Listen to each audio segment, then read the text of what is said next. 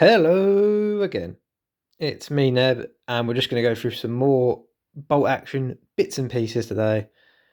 And today, the subject of focus is Blitzkrieg German or early war Germans.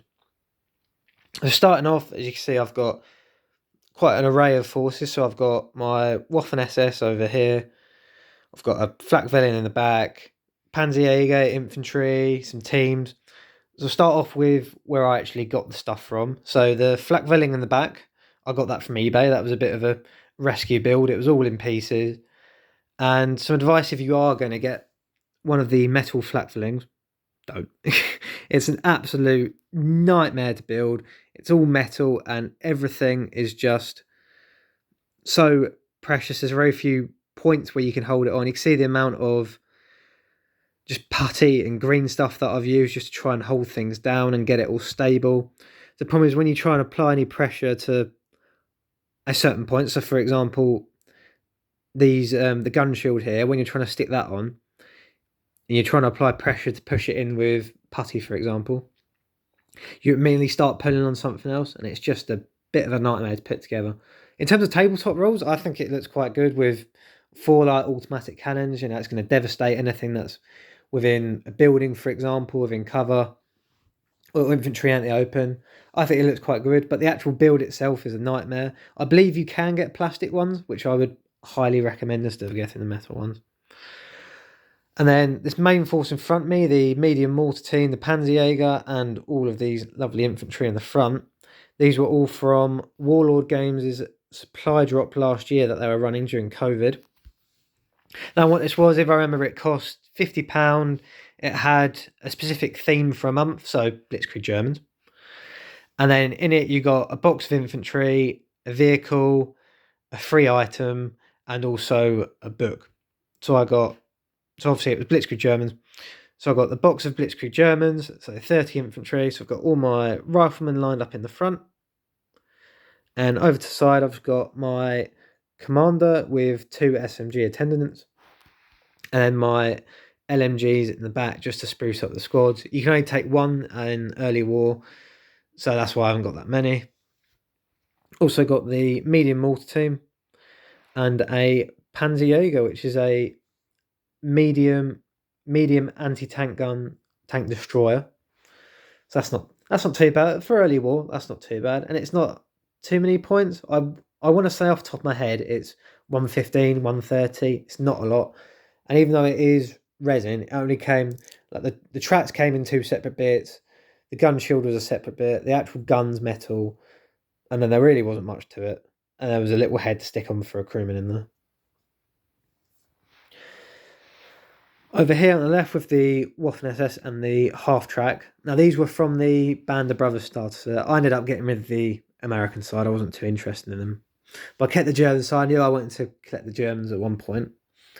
So I originally had the Pack 36 on it, and I changed that over to the MMG just because I think it's worth more having the LMG on.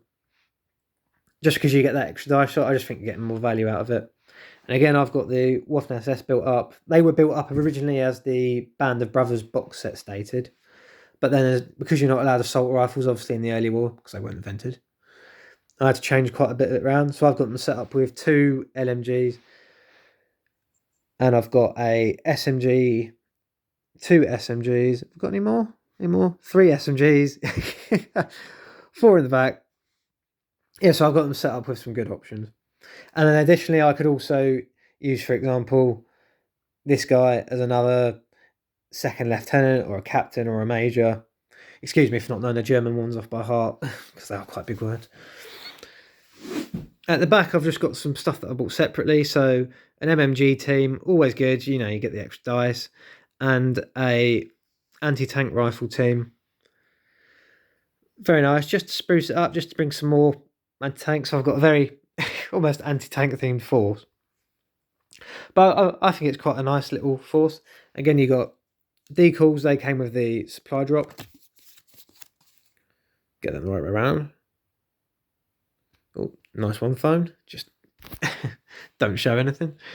And then the actual book, Germany Strikes. I was getting in a good position so I could flick it open. So for those of you that haven't actually bought one of the campaign books, and I say I've just bought an army book, so you'll go through it. Yeah, it will give you a lot of the breakdown, a lot of the prelude to whatever section of the war that you're reading about. So, for example, it talks about the Spanish Civil War, the Calc and Gaul incident, and early war Germany. And this one specifically, it goes through Poland, it goes through the invasions of Denmark and Norway, also goes into the Low Countries, full Gelb. So you're looking at the Netherlands, Denmark, and then France itself. And this one essentially goes all the way up to Dunkirk.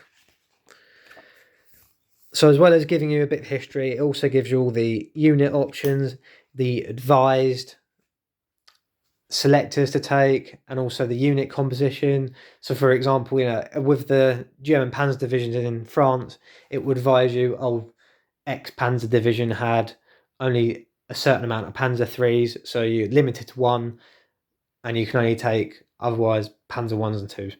It will give you specifications like that. There's even an armoured train bit in it for the invasion of Poland, for the Polish side, which is very neat and interesting, I think. It'd be very nice to model on the tabletop, but I would need to build one.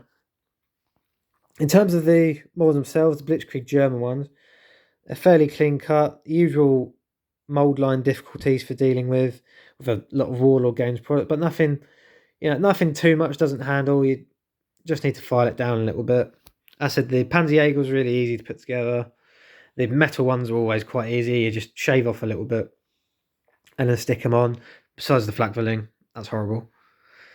And with these, and then again for the Panzergrenadiers, technically is what they are, not Waffen SS, but you can build them up and play them as Waffen SS. There's not much. I don't think there's much difference in the kits besides maybe some options and some more interior decoration. And again, the Hanomag itself was quite easy. So, thank you for listening. And if you have any questions, feel free to leave me a comment. Bye.